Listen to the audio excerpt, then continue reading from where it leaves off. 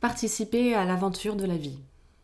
Je trouve que c'est un sujet vraiment déterminant. Pourquoi? Parce que c'est ça qui va conditionner ce qu'on va mettre en place, en fait.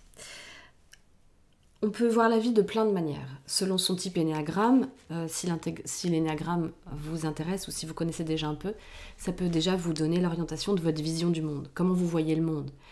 Et comment vous voyez le monde, ça va orienter évidemment beaucoup, beaucoup de choses. De vos pensées, de vos émotions, de vos sensations, de dans quel état vous vous levez le matin, dans quel état vous vous couchez le soir, comment vous voyez les gens, comment vous vous voyez vous-même, comment vous imaginez ce que vous devez faire ou ne pas faire pour échapper aux menaces éventuelles de cette vie ou à l'appel de cette vie. Vraiment, ça détermine énormément de choses. Et comment on a envie de participer, comment on voit le monde, parce que si on voit le monde comme un truc vraiment vraie galère, vivement que je meure, parce que cette vie, quelle merde, quelle galère, il n'y a que des horreurs. Bon voilà, si on voit le monde avec un esprit très fataliste, bon là, on peut être fataliste de temps en temps, hein, voilà, moi dans l'idée, si vous me connaissez, ceux qui me connaissent, ils diront pas que je suis jamais fataliste, mais globalement, je suis plutôt quelqu'un d'enjoué et pour autant, mon système de croyance de base, étant en base Enneagramme 6, c'est plutôt que le monde est menaçant et que j'ai à craindre plutôt qu'autre chose, quoi. Hein, que waouh, faisons gaffe parce que le monde, j'ai vraiment intérêt à tout anticiper, tout contrôler, tout bien régir, tout bien gérer pour pouvoir ne pas subir. Et donc j'ai cet esprit de base, hein, bien sûr, quand je suis en désintégration de mon type énéagramme, c'est ce qui se passe. Donc il y a un peu panique à bord, on va dire. Et par ailleurs, il y a une chose que j'ai compris et que je voudrais vous partager, qui est très importante pour moi parce que c'est vrai que j'ai plaisir à m'entourer de gens qui sont dans cette énergie-là, quel que soit ce qu'ils sont, de toute façon, tous différents. Mais c'est une énergie que je trouve vraiment fondamentale parce que c'est l'énergie, ça va être forcément l'énergie qui va associer notre esprit créatif à ce qu'on va vraiment venir mettre dans le monde et ce qui va vraiment se passer. Je pense réellement que l'énergie dans laquelle on est, elle nous fait aller inconsciemment vers les gens et les situations qui vont répondre à cette vision du monde. Et le fait de comprendre, moi, que tant que je m'impliquais pas et que je n'étais juste que en mode réaction à éviter le danger, éviter d'avoir peur, éviter la douleur, éviter la souffrance, éviter ceci, éviter cela, comment vous voulez vous impliquer si vous êtes constamment dans un esprit d'évitement, même si ça part bien sûr d'un bon principe, puisque c'est le principe de survie.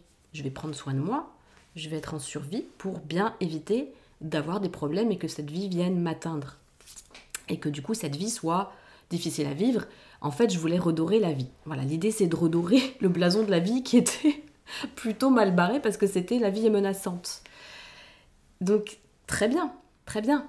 Je fais ce qu'il faut pour éviter les mauvaises choses qui viendraient impacter et mettre en branle mon système nerveux et créer cette émotion, cette sensation horrible que je déteste, qui est l'angoisse, la peur, l'anxiété, etc. Et en réalité, c'était totalement contre-productif d'aller trop dans le sens de nos croyances, en fait. Je vais éviter ça parce que comme ça, du coup, je ressentirai pas ce que je veux pas ressentir. C'est contre-productif parce que quand je fais ça, alors je dis pas qu'il faut jamais le faire, hein, c'est toujours pareil, tout est contextuel. Mais si mon orientation globale, c'est ça, il y a une chose qui est certaine, c'est que je ne vais pas vraiment jouer ma note dans ce monde et m'impliquer vraiment. Je vais être un peu comme, je sais pas, j'ai une image qui me vient en tête, en plus une image très parlante pour moi parce que j'en ai souffert beaucoup. Quand je jouais au sport d'équipe, quand j'étais gamine, quand j'étais au collège, j'avais tellement peur de cette puissance en fait des ballons que je recevais par exemple en volleyball, j'avais tellement peur que puis je me sentais tellement faible et tellement incapable et c'était tellement un boulet de canon que du coup je me décalais et je recevais pas la balle. Donc je m'impliquais pas. J'aurais aussi bien pu exprimer ce qu'il y avait en moi. Bon, je pouvais pas à l'époque, hein, je l'ai bien compris, donc je m'en veux pas. L'important c'est ce que je fais aujourd'hui, de ce que je comprends. Et du coup, il y aurait eu des solutions en fait possibles. En tout cas, il y aurait eu quelque chose d'intéressant, c'était d'aller émettre une implication pour aller vers une solution possible, plutôt que de choisir une solution d'esquive. Vous voyez ce que je veux dire? L'énergie est extrêmement différente. Qu'est-ce que ça engendrait quand je regarde? Ça engendrait du rejet de la part de tous les autres, parce que eux, ce qu'ils entendaient, c'est en fait, elle s'implique pas, elle en a rien à foutre. Résultat, elle nous fait perdre, elle ne nous donne aucune chance de pouvoir éventuellement gagner la partie ou apprécier le match, à défaut d'être dans cet esprit de concurrence, etc.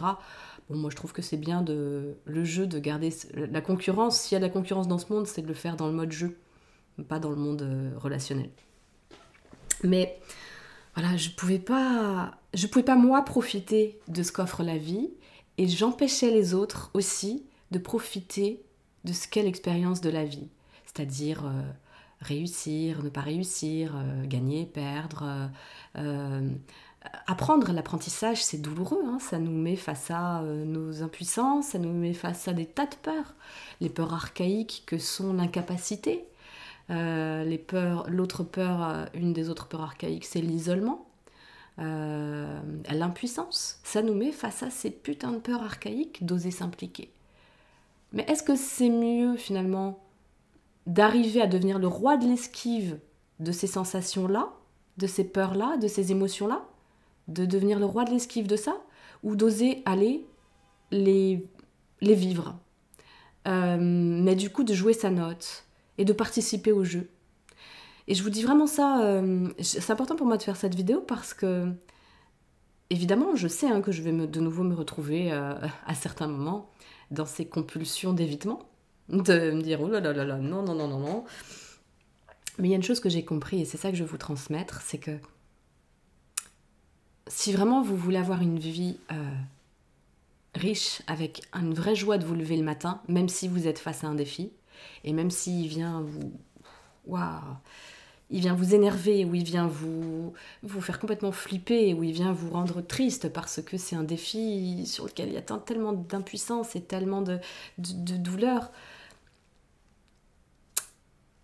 Vraiment, c'est possible, je suis fondamentalement persuadée que c'est possible d'aimer cette vie malgré ça, quand on s'implique. Et s'impliquer, c'est déjà commencer avec soi, et avoir compris que si moi je ne me rends pas, comment je pourrais dire, imaginons un jeu, il y a un jeu, et mon personnage, je vais l'amener sur le jeu, sur le terrain de jeu, et auparavant c'est moi qui le prépare. C'est moi qui prépare mon personnage.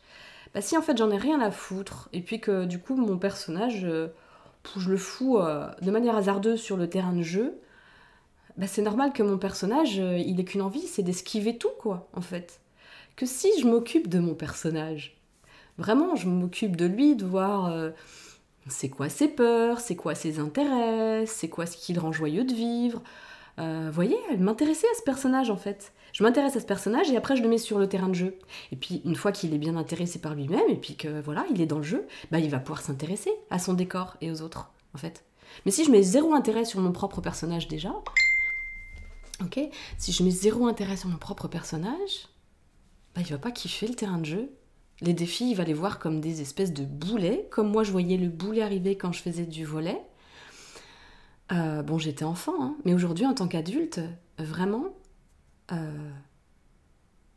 je fais ce qu'il faut pour être en mesure de me dire, bon, là je me pose, quelles sont les solutions? Est-ce que je peux demander à ceux avec qui je joue de lancer des... Peut-être quand c'est vers moi qui dirige la balle, d'adapter la vitesse? Après, ils veulent pas, ça, c'est une chose. Mais moi, j'aurais pris soin de mon personnage. J'aurais pris soin, en fait, de le préparer. Je peux aussi le préparer, mon personnage. Je peux le rendre un peu plus solide. Vous voyez, faire ce qu'il faut. Trouver, moi, chacun de trouver ses solutions. De quoi j'ai besoin, en fait? Je réponds à mes besoins. Et après, le terrain de jeu, il est vachement plus sympa et je vais avoir beaucoup plus envie d'y aller. Alors, une petite astuce pour ça. Moi, je suis en train de faire la formation sur le système nerveux, là, qui est juste absolument passionnante. Je ferai des petites vidéos. Bon, je vais retravailler en salariat bientôt, donc j'aurai un petit peu moins de temps. Mais après, ça veut rien dire. Ça se trouve, j'arriverai à trouver cet espace-temps pour faire des petites vidéos. Peut-être même des petites, très courtes vidéos, des shorts, un petit peu, pour vous pour vous donner 2-3 petits trucs importants qui me semblent importants à comprendre. Après, c'est plus dans les consultations, dans les accompagnements que je vais pouvoir vraiment me servir de ça. Déjà, je m'en sers pour moi. Je vous ai dit, on s'occupe déjà du personnage. Hein, et après, on le met comme ça. Quand il est sur le terrain de jeu, il est actif, le personnage.